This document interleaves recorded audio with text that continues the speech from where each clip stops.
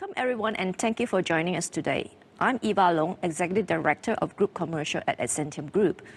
Ascentium is a Singapore headquartered global business services platform supporting companies to operate across complex international markets.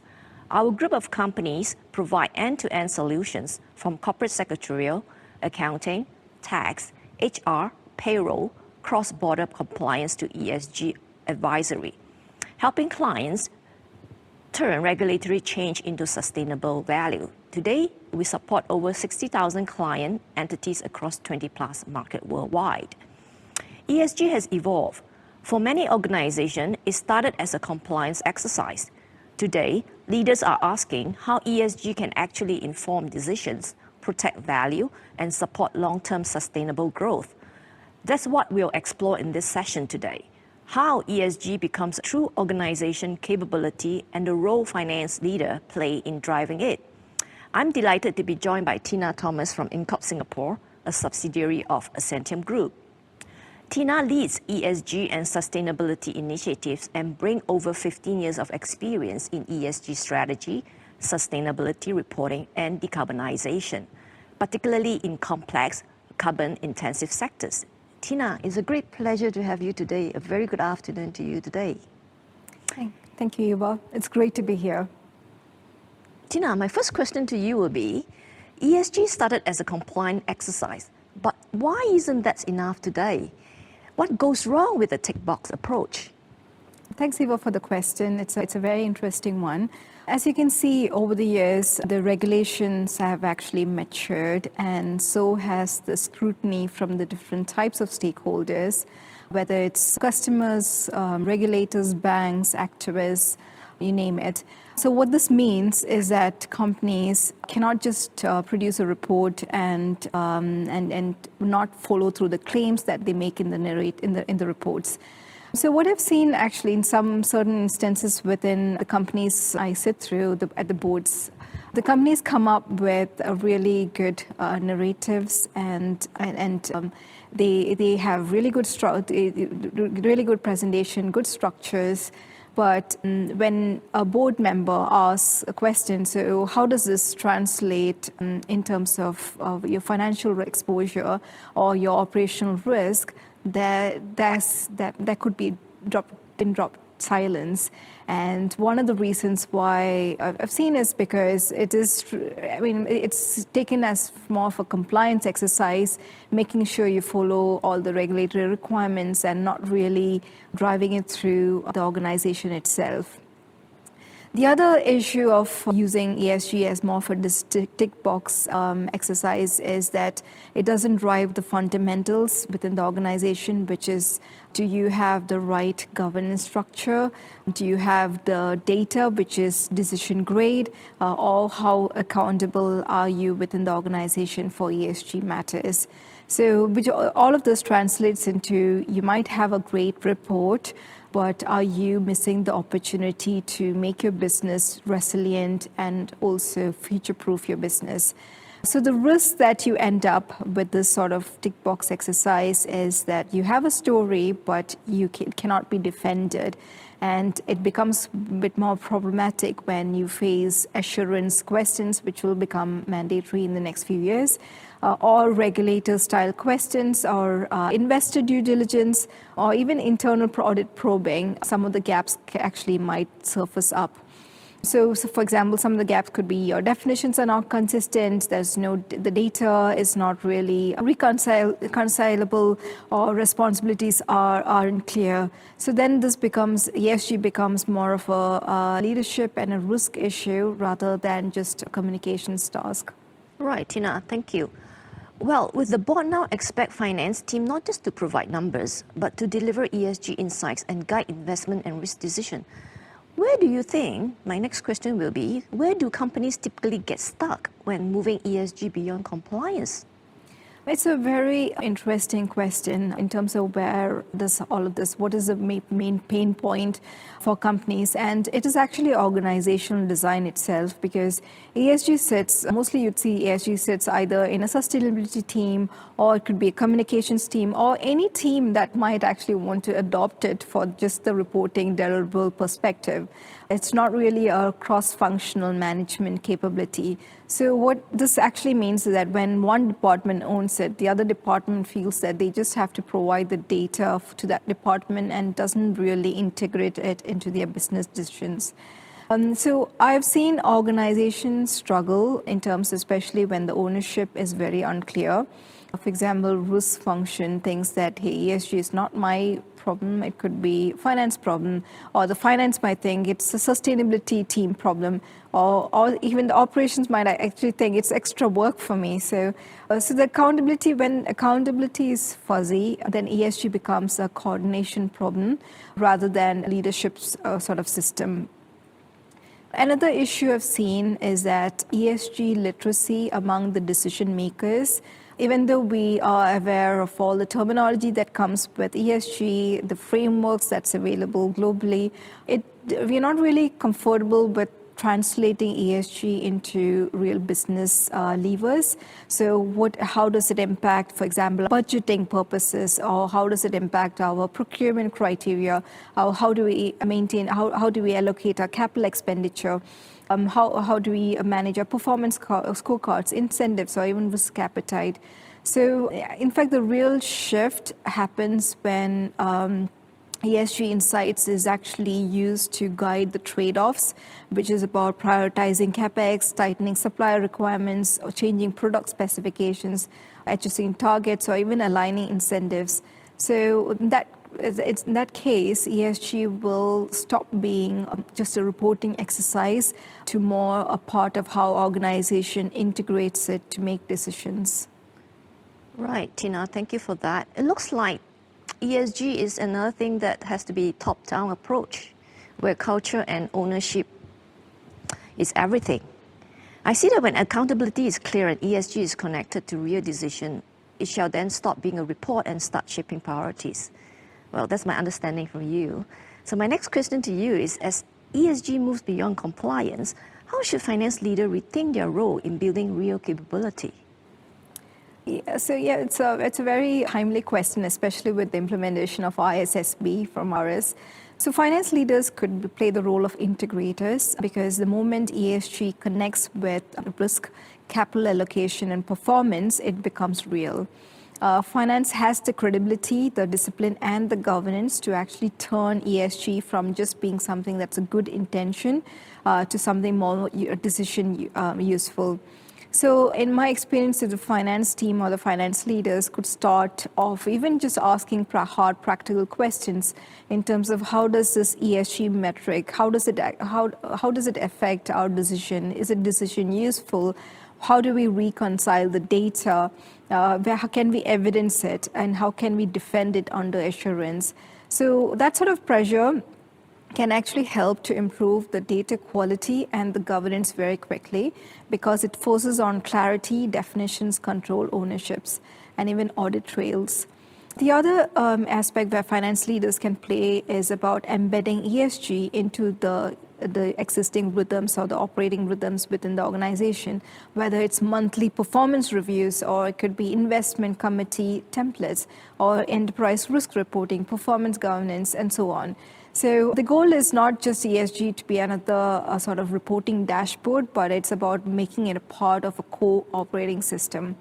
So when finance takes this sort of role of ESG quite seriously, they can actually help to move ahead from just being a storytelling element to more of a value creation or value protection, which can actually protect, or they can safeguard the cost of capital, help secure customer contracts, and reduce operational disruptions, and building resilience into planning. Right, Tina. Looks like finance isn't just doing reporting anymore or coordination, like in the past we see in ESG reporting. Looks like it's now an expectation for the finance team to shape ESG strategy and support decision making. Is my assumptions correct? Yes, absolutely. Thank you. Now next, Tina, how can organizations balance short-term financial pressure with long-term sustainability without one undermining the others?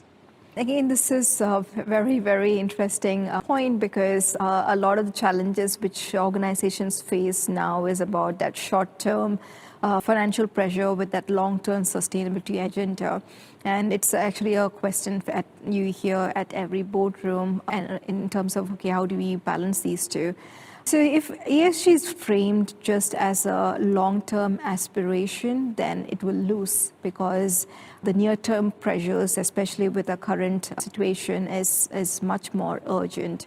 So what really works is looking at ESG from a more of a resilience and a downside protection, not just as a future-looking sort of ambition.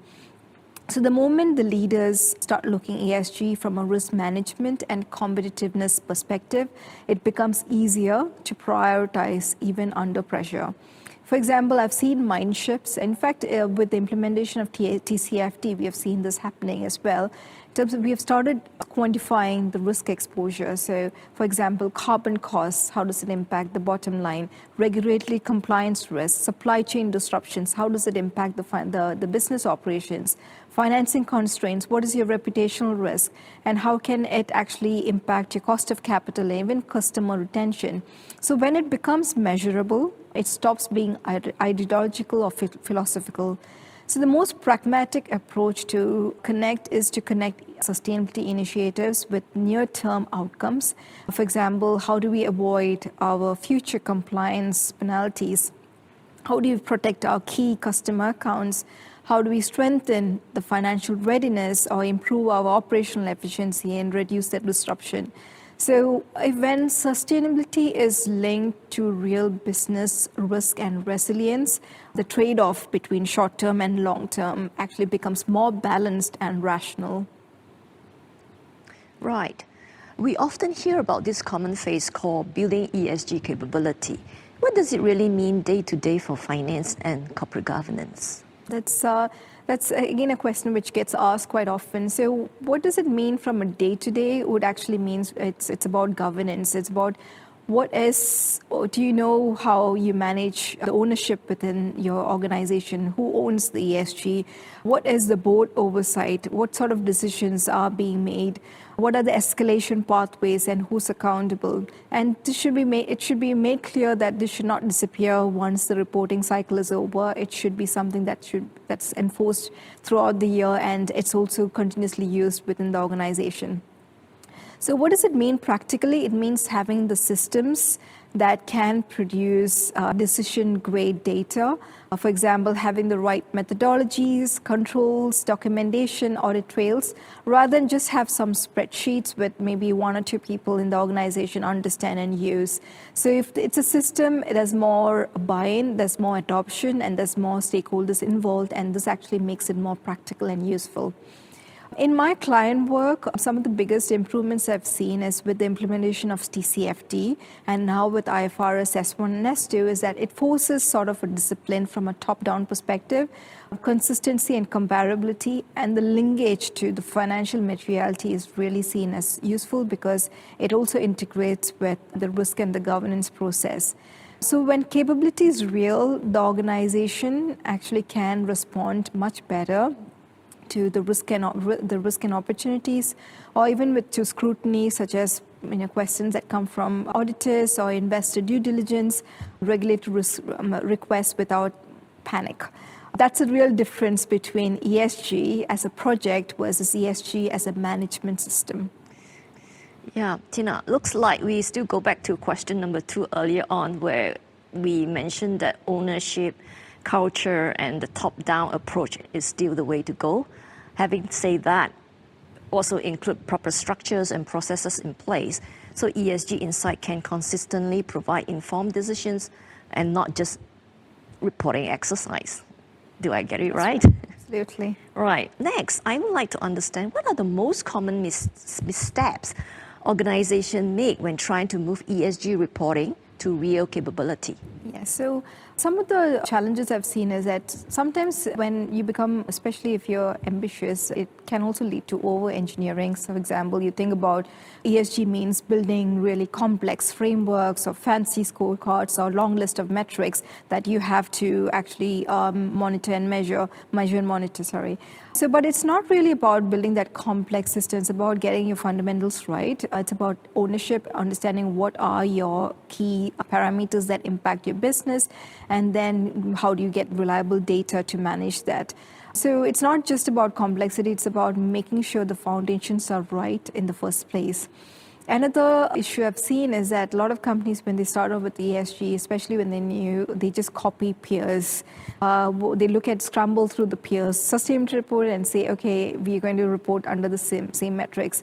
The challenge with that is that they actually don't really understand if those metrics really impact their business model. Is it really relevant to them? Or how do these disclosures really link to their strategy, their capital allocation and risk? The other common point of failure I've seen is ESG is sometimes it sits separate to the finance and operations. So it becomes the data might not be reconciled. There is a set of ESG data. It's actually sort of remote to financial data, operating data. And so if that linkage between to finance and to the operations is not there, then it's very difficult to drive anything that's meaningful within the organization. And also you might get different versions of truth as well. And obviously the most risky moment is when you have a report, it actually goes out and then it gets challenged. And when it gets challenged, when you don't have valid assumptions or valid evidence against those challenge, it becomes a big gap and problematic for the organizations. Right. Thank you, Tina. So to add on to what you have to say, so it's ownership, culture, tone from the top, having proper structures and processes. So starting from the basic also matters, just building from foundations and not to be too ambitious, right, in doing this ESG reporting. So before we wrap up, a lot of us think that ESG is change the world, and make the world a better life. But what we can see is may not be, it has financial impact, right? So what is the single most important mindset shift you want participants to take away from today? Thanks, Eva, for the question. I think one of the most important mind shift I would recommend is to look at ESG more as an internal management tool, not just as a reporting product. If done rightly, it could actually help to make better decisions and also help with stronger governance, because it will help you understand what is the best way to allocate your capital, you manage your risk, run your operations, and set accountability.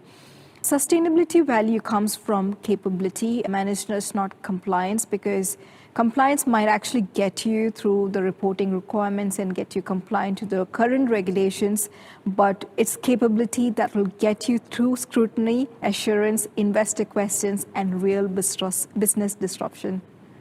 Right. Thank you so much, Tina, for your valuable insights. Thank you. ESG has evolved and is more than compliance. It's about building capability that drives better decision, strengthen governance, and support long-term sustainability value. Finance leaders play a central role in translating ESG into action and balancing short-term priorities with sustainability growth. Thank you for joining us today, and thank you, Tina, very much Thank you. for today's session.